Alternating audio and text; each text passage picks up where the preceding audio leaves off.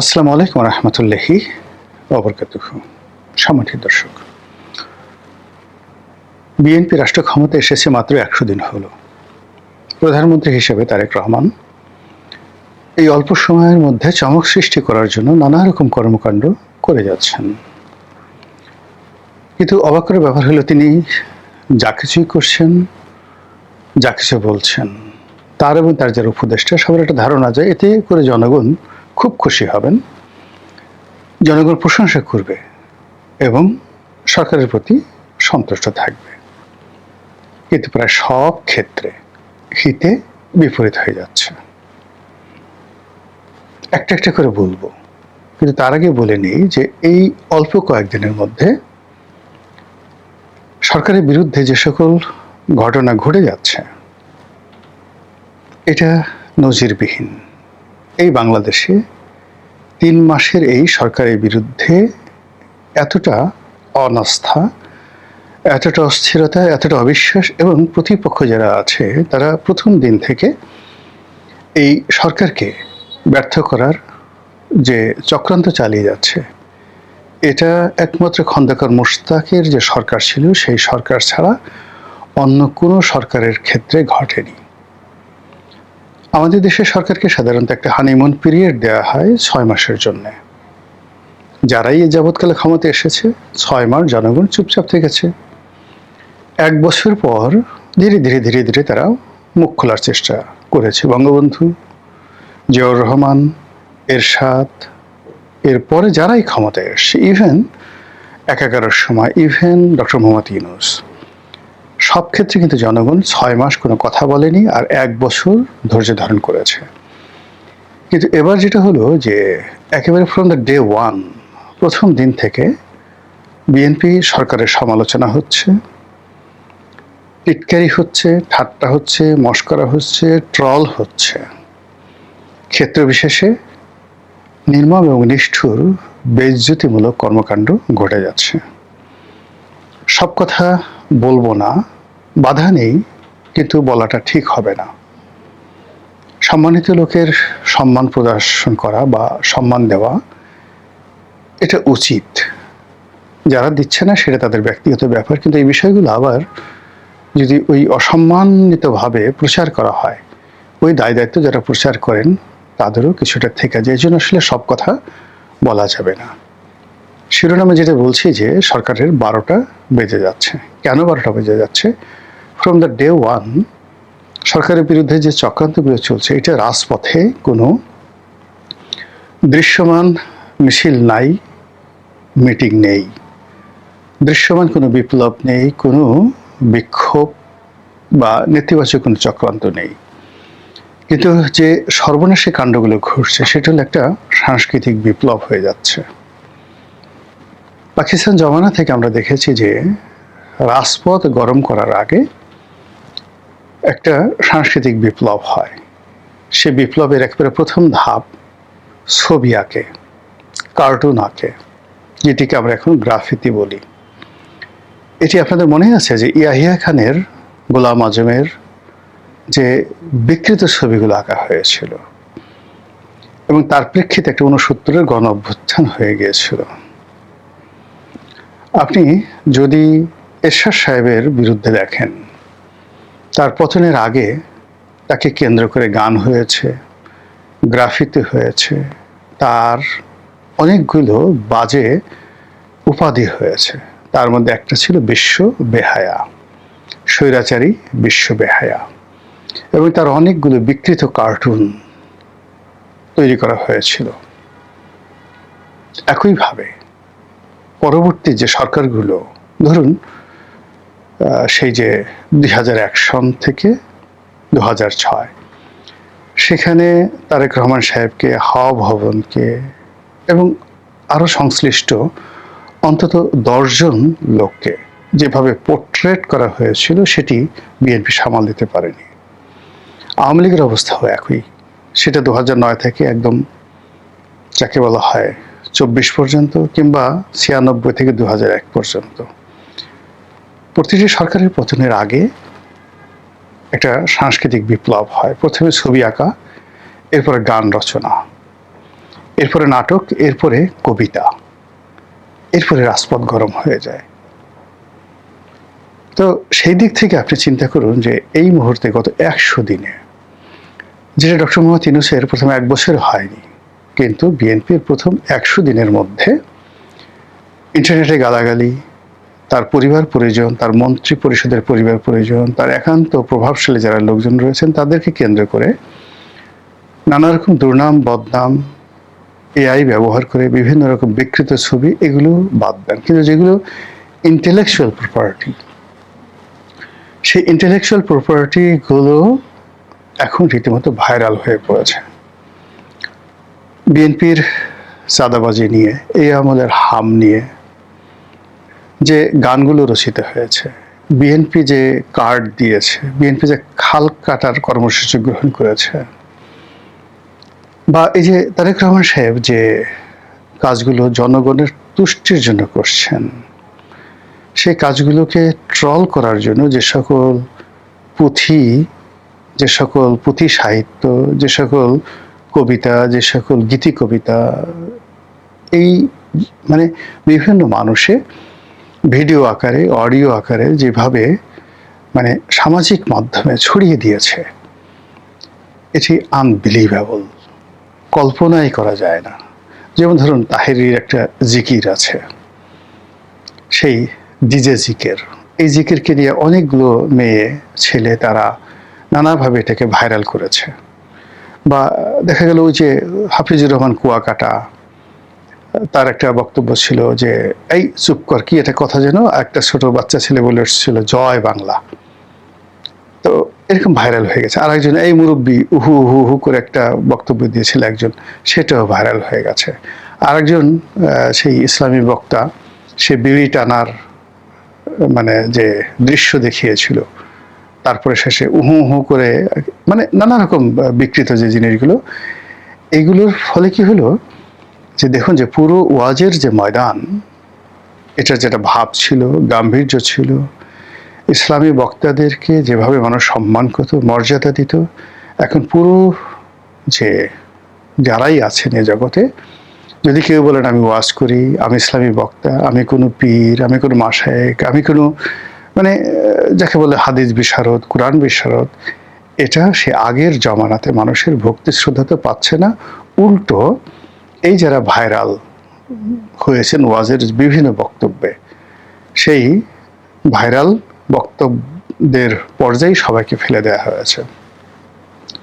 তো সেই দিক থেকে ধরেন এই যে বিএনপিকে নিয়ে এখন যে সকল গান হচ্ছে, যে সকল নাচ হচ্ছে, যে সকল ছোট ছোট নাটিকা তৈরি হচ্ছে, যে সকল টিকটক তৈরি হচ্ছে, এবং বহু সংখ্যক মেয়েরা, বিশেষ করে যে অমির রহমান পিয়ালের যে বায়োস্কোপ, এই বায়োস্কোপের যে পুরো ডায়ালগগুলো, এই ডায়ালগগুলোকে 10 সেকেন্ড, 15 সেকেন্ড, 20 সেকেন্ডে ভাগ ভাগ করে সুন্দরী সুন্দরী মেয়েরা, সুন্দর সুন্দর ছেলেরা, যারা খুবই দেখতে সুন্দর, প্রেজেন্টেবল, তারা যেভাবে অভিনয় করে ইন্টারনেটে ছেড়ে দিয়েছে, এটা বিএনপি বস্তা বস্তা বা টনকে টন স্বর্ণ দিয়েও এই দুর্নাম ঘুচাতে পারবে না।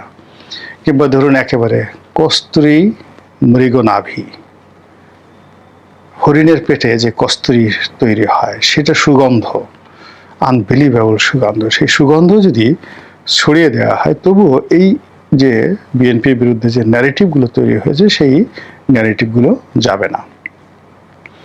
বরং এগুলোকে উপলক্ষ করে খুব দ্রুত রাজপথ উত্তপ্ত হয়ে উঠবে।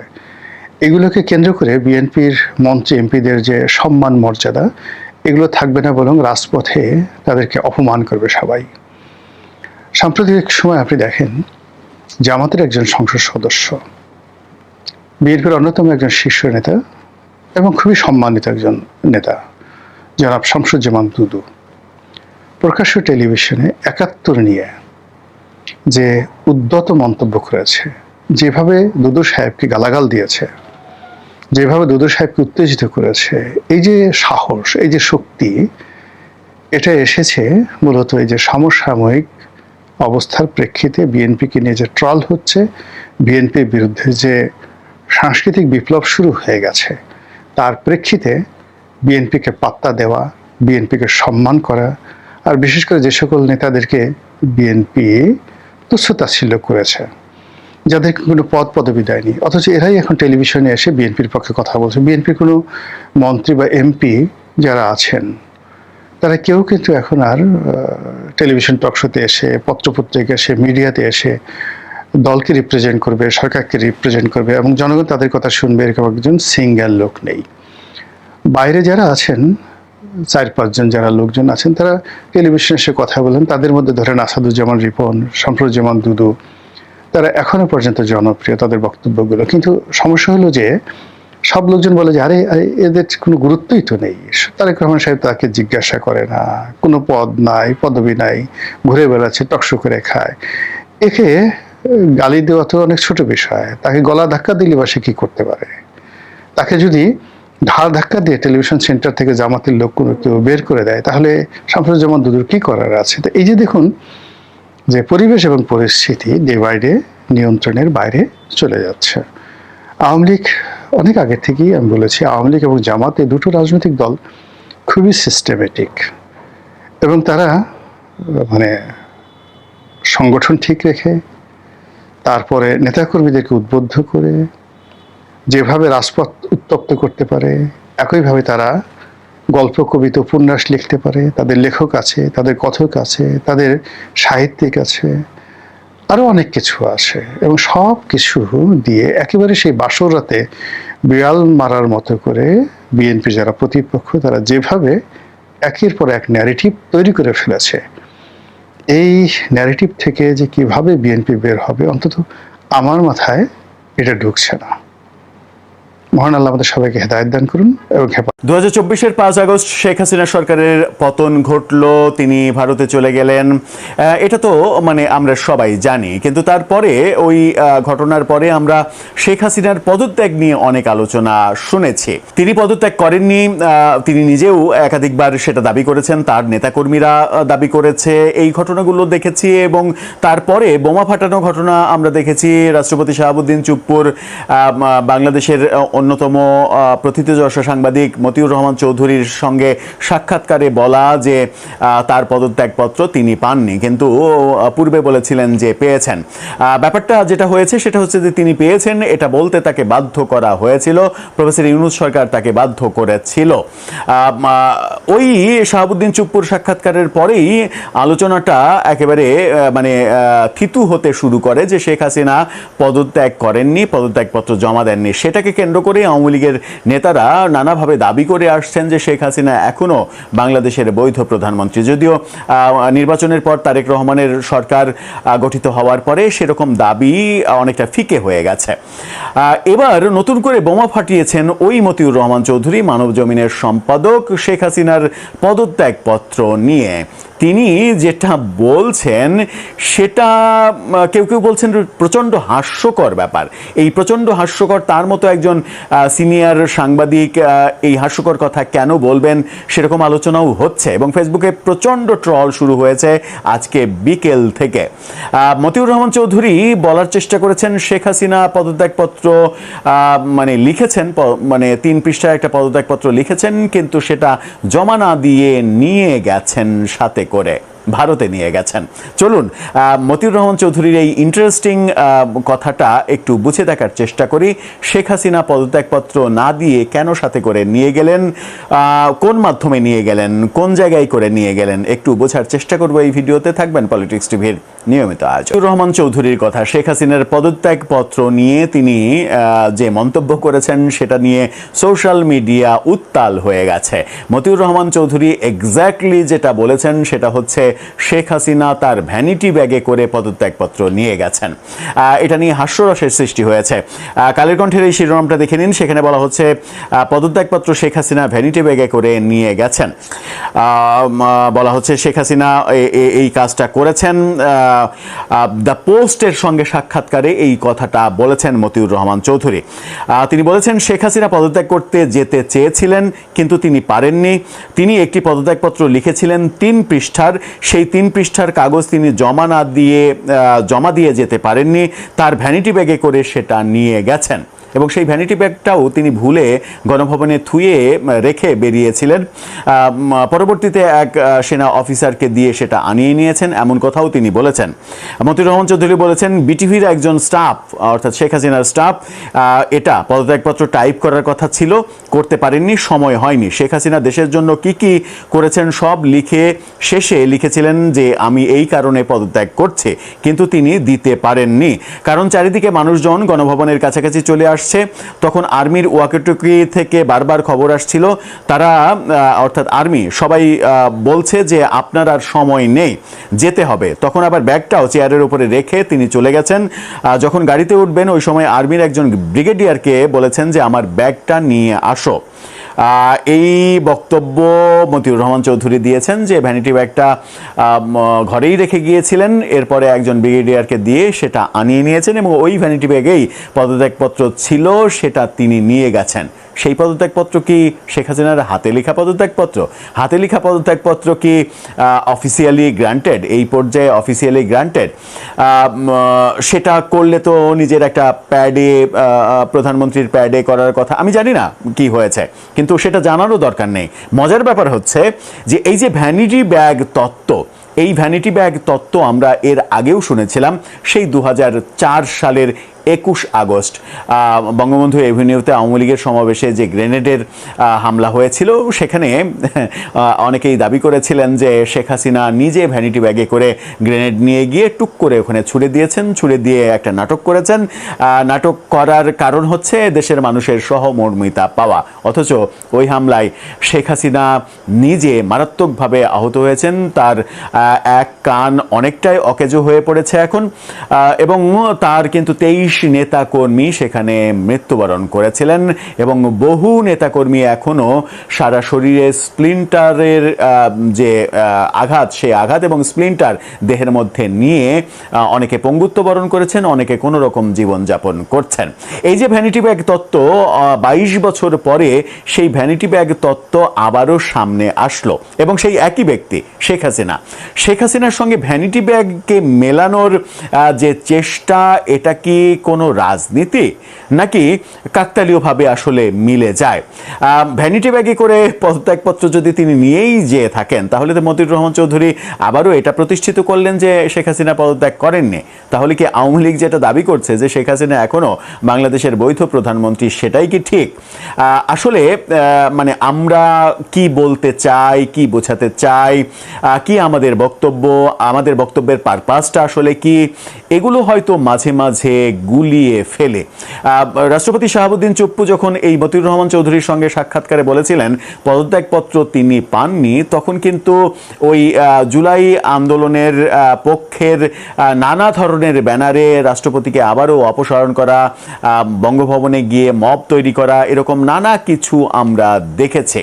মানে তারা সহ্যই করতে পারেনি যে রাষ্ট্রপতি সহজ স্বীকারোক্তি দিচ্ছেন যে তার কাছে পদত্যাগপত্র নেই, এটাই সত্য। এটা কেন যেন আমরা মানতে পারিনি। শেখ হাসিনার ওই সময় কি গণভবনে থেকে আদতেও এরকম কোনো স্কোপ ছিল ওই সময়টাতে যে তিনি পদত্যাগপত্র রাষ্ট্রপতিকে দিয়ে যেতে পারবেন? রাষ্ট্রপতির কাছে যাওয়ার কথা কিন্তু আমরা শুনেছিলাম যে তিনি যেতে চেয়েছিলেন, কিন্তু সেই যাওয়াটা যে তিনি যেতে পারেননি, গণভবন থেকেই তিনি দ্রুত বেরিয়ে গেছেন, প্রথমে হেলিকপ্টার, তারপরে বিমানযোগে, সেটা তো আমরা জানি। তারপরেও তাহলে এই বিতর্ক কেন? আর পদত্যাগপত্র তিনি জমা দিলে কিংবা না দিলে তাতে কি এমন যায় আসে? যিনি ফিজিক্যালি থাকতে পারছেন না, ফিজিক্যালি না থাকতে পারার কারণে অন্য একটা সরকার দায়িত্ব গ্রহণ করছে, সেই সরকার 1.5 বছর দায়িত্ব পালন করার পরে একটা নির্বাচন দিচ্ছে, নির্বাচনের মাধ্যমে নতুন একটা সরকার এসেছে, এখনো কি তার পদত্যাগপত্র মানে পদত্যাগ করা না করা সেটা কি কোনো ম্যাটার করে? আবার এই পদত্যাগপত্র নিয়ে যখন কথা বলছি, তখন এটা নিয়ে সামাজিক যোগাযোগ মাধ্যমে প্রচণ্ড ট্রল হচ্ছে এবং সেই ট্রলে অংশগ্রহণ করেছেন গোলাম মাওলা রনিও। গোলাম মাওলা রনির এই পোস্টটা দেখে নিন। সেই কালের কণ্ঠের ফটোকার্ড শেয়ার করে তিনি লিখেছেন, হায় আল্লাহ, এখন কি হবে? শেখ হাসিনা যদি তার ভ্যানিটি ব্যাগ থেকে পদত্যাগপত্রটি বের করে ছিঁড়ে ফেলেন, তখন আমরা কি করব? মানে মজা নেয়ার একটা স্কোপ তৈরি করে দিয়েছেন মতিউর রহমান চৌধুরী, এটা বলাই যায়।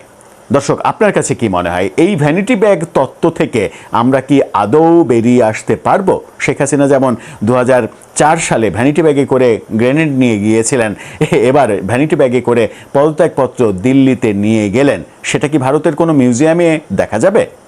আপনার মতামত জানিয়ে লিখতে পারেন আমাদের কমেন্ট বক্সে।